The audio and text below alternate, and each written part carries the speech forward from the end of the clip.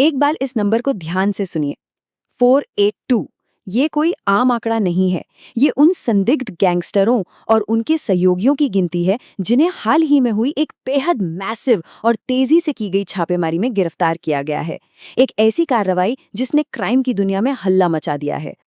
आज के इस तेज और रोचक विश्लेषण में हम सीधे चलेंगे ऑपरेशन गैंग बस्ट 2.0 के अंदर। दिल्ली पुलिस का 48 घंटे का एक ऐसा जबरदस्त क्रैकडाउन जिसे देखकर सब दंग रह गए। बिना वक्त जाया किए सीधे तथ्यों पर आते हैं और समझते हैं कि इतने बड़े पैमाने पर कानून व्यवस्था का ये अभियान आखिर कैसे पूरा हुआ। तो शुरुआत करते हैं सेक्शन 1 से, ऑपरेशन गैंग बस्ट 2.0।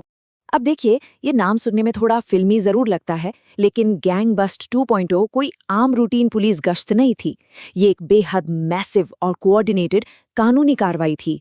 इसका सीधा और साफ लक्ष्य था अंडरवर्ल्ड नेटवर्क्स और उनके काम करने के तरीकों, उनके पूरे बुनियादी ढांचे को पूरी तरह से नष्ट करना। ऐसे नेटवर्क्स को तोड़ना आम नागरिकों की सुरक्षा के लिए बहुत जरूरी होता है, क्योंकि यहीं से तो सारे बड़े अपराध शुरू होते हैं। आगे बढ़ते हैं सेक्शन 2 की तरफ, 48 घंटे और 1000 टीमें। इसे एक टिकिंग क्लॉक की तरह समझिए। सब कुछ एकदम प्रिसीजन के साथ चला। 5 मई सुबह 8 बजे इस बड़े ऑपरेशन का आगाज होता है। अगले 48 घंटों तक दिल्ली, एनसीआर और आसपास के पड़ोसी राज्यों में ऐसी सघन छापेमारी चलती है जिसका आप अंदाजा भी नहीं लगा सकते। और ठीक 2 दिन बाद 7 मई सुबह 8 बजे ये ऑपरेशन समाप्त होता है। सिर्फ 48 घंटे के भीतर इतने बड़े स्तर पर आपस में कोऑर्डिनेशन बिठाना वाकई में एक बहुत बड़ा लॉजिस्टिकल चैलेंज है। और इस चैलेंज को पूरा कैसे किया गया? इस नंबर को देखिए, 1000। इस काम में लगाई गई पुलिस टीमों का ये विशाल आंकड़ा बिल्कुल चौंका देने वाला है। जरा इस स्केल को इमेजिन कीजिए। जब 1000 टीमें एक साथ ग्राउंड पर उतरती हैं तो इसका क्लियर मतलब है कि कानून किसी भी सूरत में किसी को भी बच निकलने का मौका नहीं देना चाहता। चलिए अब देखते हैं सेक्शन 3, विदेशी कनेक्शन और आखिर गिरफ्तारियां किस किस की हुई। यहाँ पर एक बड़ा दिलचस्प कंपैरिजन है। एक तरफ तो लोकल स्वीप हुआ जिसमें दिल्ली एनसीआर से 482 संदिग्ध पकड़े गए, लेकिन दूसरी तरफ एकदम पिन पॉइंट एक्यूरेसी के साथ 9 ऐसे लोगों को भी उठाया गया जिनके तार सीधे अंतर्राष्ट्रीय यानी विदेशी नेटवर्क से जुड़े थे। ये साफ दिखाता है कि कार्रवाई सिर्फ लोकल गलियों तक सीमित नहीं थी, बल्कि सरहदों के पार बैठे आकाओं पर भी प्रहार किया गया है। और वो विदेशी कनेक्शन किसका था?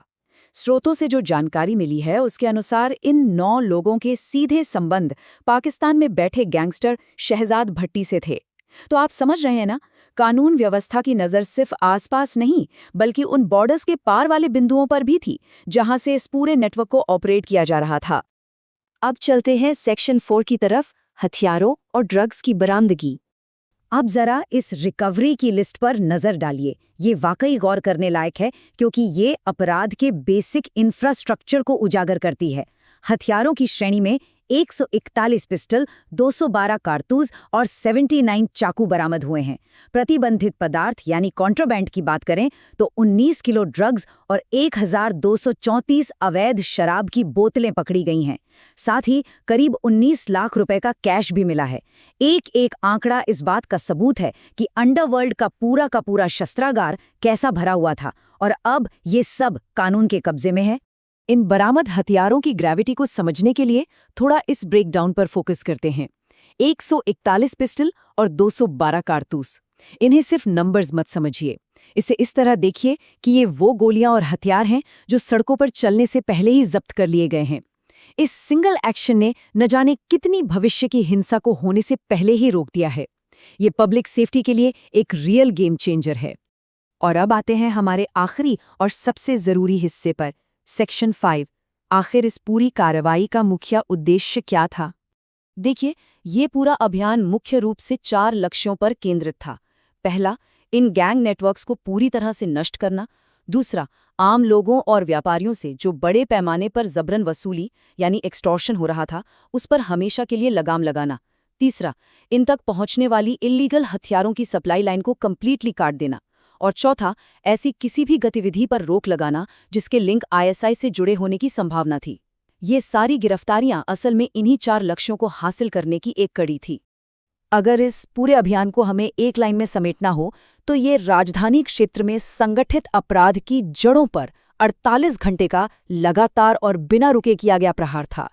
1000 टीमें और 2 दिन की वो लगातार मेहनत, ये साफ दिखाता है कि जब फोर्स पूरी तैयारी के साथ एकजुट होकर उतरती है तो क्राइम का नेटवर्क कैसे धराशायी होता है। ये लॉजिस्टिकल लेवल पर एक बेहद महान उपलब्धि रही है। लेकिन इन सब के बाद अंत में एक बड़ा सवाल अब भी खड़ा है। क्या इस 48 घंटे के इस अभूतपूर्व ऑपरेशन ने वाकई दिल्ली के गैंग नेटवर्क की कमर पूरी तरह से तोड़ दी है? देखिए, आंकड़े और रेड्स तो अपना काम कर चुके हैं, लेकिन इस ऐतिहासिक कार्रवाई का ग्राउंड लेवल पर लंबा और स्थायी असर क्या होगा, ये तो आने वाला वक्त ही बताएगा। इन तथ्यों का प्रभाव भविष्य में ही पूरी तरह स्पष्ट होगा। आज के इस विश्लेषण में हमारे साथ जुड़े रहने के लिए बहुत बहुत शुक्रिया।